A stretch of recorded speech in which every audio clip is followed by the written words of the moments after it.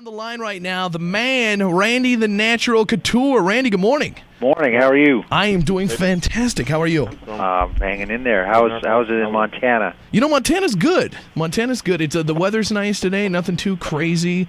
I've nursed all my hangovers from this weekend, so life is good.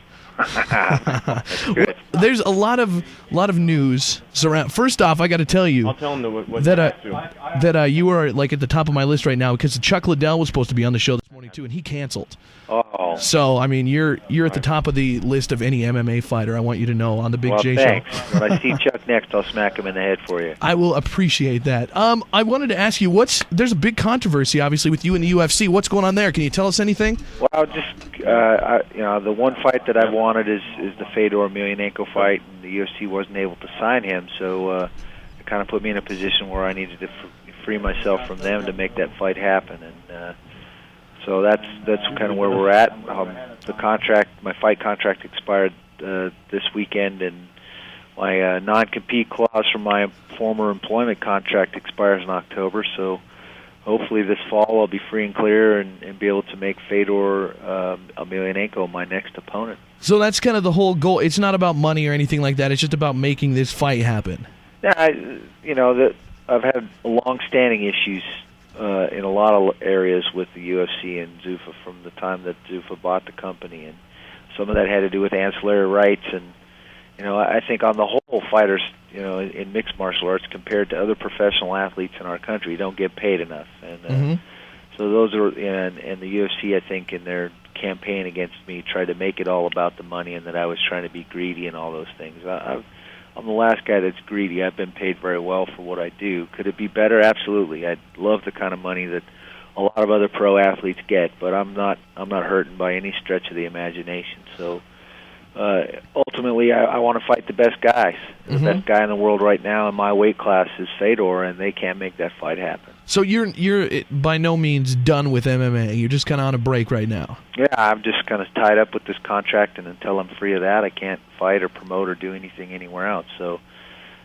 Are you guys in court right now? Isn't there some court battle going on? There's a little litigation involved in kind of settling the language of the contract and where I actually stand, and so hopefully that will wrap up here fairly quickly, and we'll be free and clear this fall to find a place to make that fight happen. That'll be awesome. You've got a new book out, Becoming the Natural. Is that what's the book about? Is it like your road to becoming Randy the Natural Couture? It's actually my life story. It's an autobiography. It starts, when I was born, and takes you all the way through the ups and downs of my life, the adversity that I think all of us face. Different kinds of adversity and different things in our lives, and some people choose to use those as excuses not to do things, and I've kind of used them as a motivation and a way to finally find a way to be successful at what I love. How'd you get into MMA, like into the UFC? What was that like? What brought you in there? That was really just on a whim. I was wrestling for the national team and competing at a high level in wrestling, and the UFC and fighting kind of fell in my lap, and entered it on a whim, and that was 11 years ago. It just kind of happened, and I've been fortunate that things have gone the way they've gone.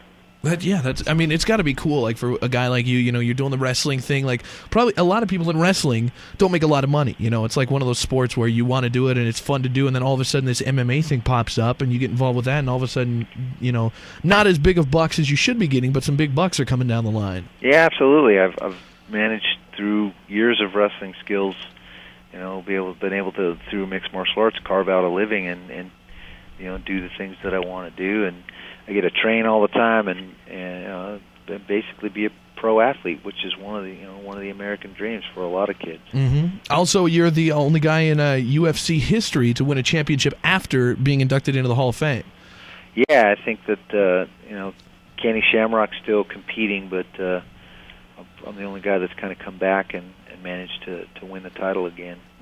It's got to be awesome business for you guys because you get to do what you love, obviously the MMA stuff. You get to make some good cash at it. Plus, it opens up all those other doors for you. You got the book coming out. We got a guy up here at the station that's wearing an Extreme Couture shirt today. So, that's got to be nice, too, being able to have your own clothes all over the world. Yeah, the other things that have kind of spawned out of the sport have been fantastic. I've gotten the chance to do some acting in the last few years, and I'm really intrigued by that whole process. The book, the training centers, the clothing line, and I've got a lovely wife that kind of helps me juggle all that stuff and get all that stuff going, and we're just having a lot of fun. Yeah, you've had some huge wins in your career. Obviously, you beat Chuck Liddell, Tito Ortiz, Tim Sylvia, some of the biggest names in the sport aside from you. What's a day like? I mean, in your training to get ready for these fights, what do you do to prepare? Well, I like about a 10-week training cycle to peak for a fight, and during that time, you train twice a day, usually 6 days a week, and I think anywhere from 3 to 5 hours a day is spent, in the gym, and either working on some form of conditioning that are going to help you be in shape to compete, or doing some form of technical sparring, sharpening the tools that you need to go up against that particular opponent. So, I figure if you fight 2 or 3 times a year, say that's 30 weeks. 30 weeks out of the year that you're in that real focused, intense mode, and that's a lot. Yeah, that's tough training. Do you eat really crazy foods when you're training, or eat nothing, or what's your diet I don't know about like? crazy foods, but the diet gets real strict and real clean, and try to eat good food. Now, as a heavyweight, trying to maintain my weight, I got to eat a lot of good food, but there's two sides to that coin. Some guys are trying to cut a little weight, and so they have to restrict their intake. But again, it's about eating good quality food, and I think we all know what that kind of food is. So you try to keep it simple. I'm not one of those guys that measures food and all that stuff. That would last about a week with me. But, I know what good food is. Eat a lot of fish and a lot of whole foods, and try to eat good raw. Raw foods are better than cooked foods, but keep it simple. What was the biggest fight of your career, do you think, so far? I mean, who was the toughest competitor? One of those fights where you thought, this guy might have me. Well, obviously I've lost some fights, so some guys have had me on some nights. But the probably the toughest fight that I've ever been in was the first time I fought Pedro Hizzo. I mean, we had a 5-round brawl that went back and forth, round after round, and that was just an absolute war. I had to dig deep to finish that one, and I was fortunate to win a decision. But I've fought a lot of top guys, a lot of tough competitors. Do you think you'll ever be back with the UFC, or do you think that relationship is completely over?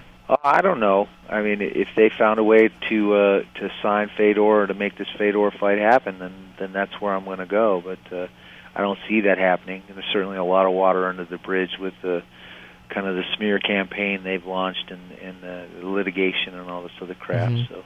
Yeah, so you and Dana White, I'm assuming, aren't good buddies and don't hang out on the weekends. I got no hard feelings. He's the way he is. He's an emotional, passionate guy, and it's caused a lot of problems for him, for Zuffa, for the sport. But at the same time, they've taken the sport a long way too. So I'm not.